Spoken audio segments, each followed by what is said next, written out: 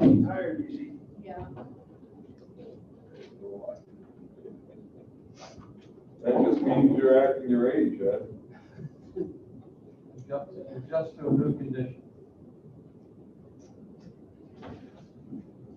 Okay, so now we can start, right, Walter? Okay, Jen, I guess, Julio, do you need to turn on anything, or are we good to go? Okay, so let's call the meeting to order. Can we do roll call, please? Ms. Hoffman? Here? Mr. Sykes? Present, say present. Here, I'm present. Mr. Siegel? Present. Ms. Wright? Present. Mr. Gunther? Present. Mr. Smith? And Mr. Gibson? Okay, so we'll start with an approval of the minutes from the June 14th regular meeting. Did everybody get a chance to look at that? I'll Any make a motion. corrections, additions? I'll second it. Okay, all in favor? All right, motion carries. Bills and communications, that's in your packet. And Jen had sent an update, so did everybody get that? Should be as of July 12th, right, Jen? Correct, and the update is payment number 15, which is to RBT CPAs. So you see that. So there's a total of 15 payments in the amount of $16,235.76. Okay. Can I have a motion to approve bills and communications? I'll move. I'll second it. Howard, second. Okay, all in favor? Aye. Aye. Okay, carries. Staff report, Jen? Just one update to the staff report. I wanted to let you know that with the Personnel Committee's approval, we increased Amanda Bassey's hours to a maximum of 40 per week over the summer, and she's been really helpful, especially right now with Debbie having left. So she's working up to 40 hours per week for the summer. All right, so let's move on to new business. We have the first resolution to discuss is a sales tax, the extension of the sales tax abatement period for the Catskill Hospitality Operating LLC and Catskill Hospitality Holding LLC from August 1 through January 31, 22. Walter, anything to add on that? Nothing to add. It's just an ongoing project that's taking forever. They are current with respect to fees and reports. Great. Okay, can I have a motion to approve the resolution? So moved. Second, Carol? Okay, all in favor? Aye. Okay, motion carries. The next resolution is authorizing an amendment to Resolution 2221, which is also the second part of that, right? Catskill Hospitality as well. Same project. In preparing to close on the increased amounts of their financing, they noticed that the project was going to take longer to complete than the sunset on disbursement of their working capital loan. They can't pull out working capital until they're ready to open. And this project, as you know, has been going on for a long time. So the SBA came up with a solution, which is to tear up the existing 7A loan and to do a new one. This resolution would simply authorize a mortgage recording tax exemption on a new 7A loan to replace the existing 7A loan, which was already secured by a mortgage, recorded without payment of mortgage. Does anybody have any questions on that resolution? 205,000, that's it. It's simply their working capital, the total amount of financing, which anticipating, Howard, that you might bring that up, since you can't run a hotel or build a hotel.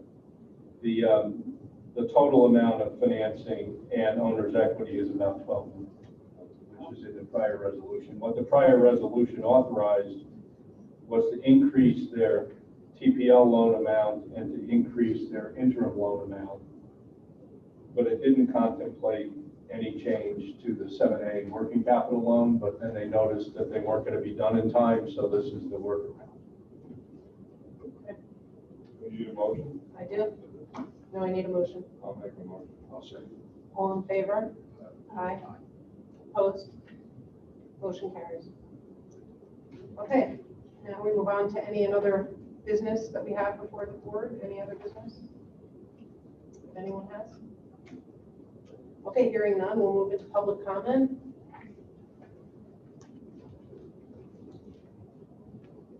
It's good to be in the same room to see faces again, more than just on a two-dimensional screen. A couple of things.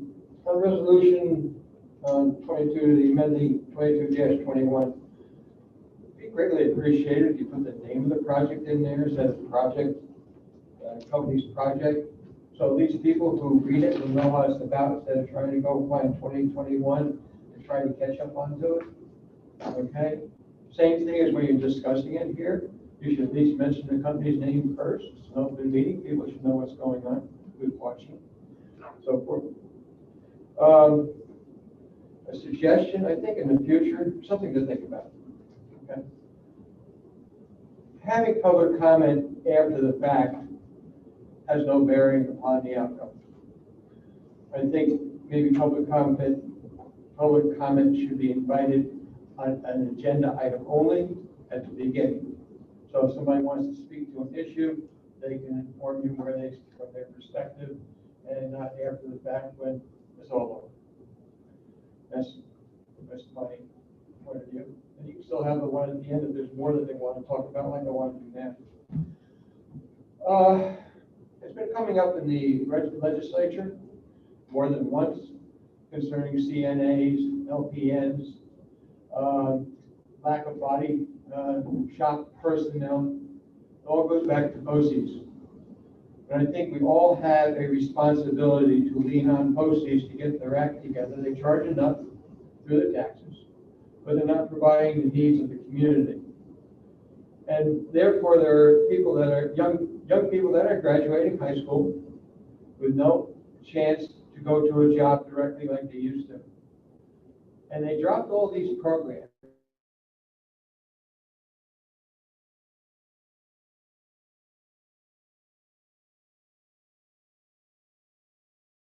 You can do and find out what the reasoning is. You know, one of the reasons is they can't find qualified teachers, and especially vocational ed. And that's not our problem, that's the state's problem, because they keep raising the bar, does not qualify that they're better teachers. My mother was a teacher, and I tried that too. And you know, as to be a teacher, you got to have a master's. You know, first you only went to normal school, 3 years you're out. That was my mother. Then you had to have 4 years of BS, and then you have to have a master's. And this is the graph, you know. Here you are, requirements. Here's quality of education. So something's wrong with that picture. So that's just something to think about. Let's talk about economic development. And I look around the room, and I'm the oldest one almost. Ed's probably up there, not too far behind. Glad to see you. You're well. I don't look young anymore. We feel young. That's the whole problem. Our mind is really young. Our body just don't want to keep up.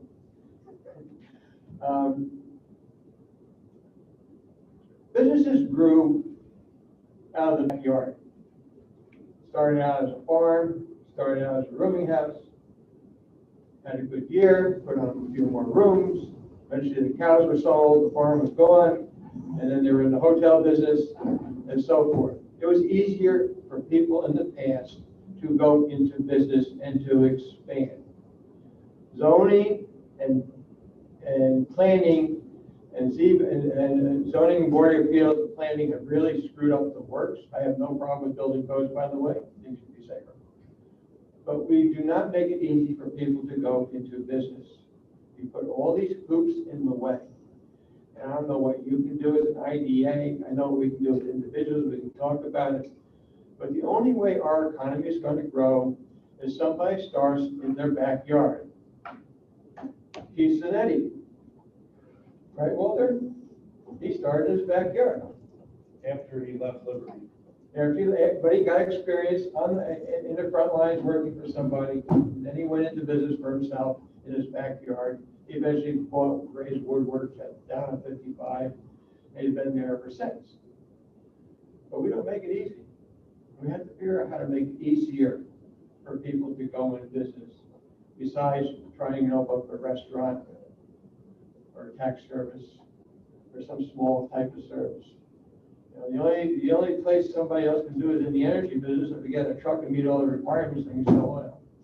We want to have a good business sense and they get paid and don't carry too much line of credit, I can tell you. But there's not a lot of businesses people can start as small and grow and be self-sufficient. And we got to figure out how we can promote South growth. As far as I'm concerned, I look back, it's always been a immigrant population that has made Sullivan County grow. It's never been the mainstay that people have been here. It's always been the immigrant populations come in here and did it. Now, the only immigrant population that we have in force is coming, and they're here now, they're starting to expand, is the Latino community. People want the American dream. The American dream is to be poor and make money because the opportunities are there. It's not for the government to put those blocks in front of them. We should be here to encourage and help. Thank you. Thank you. Any other business? Can I have a motion to adjourn?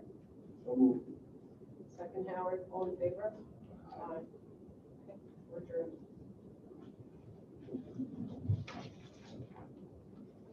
So we were gonna have a 5-minute quick Hold on. conversation.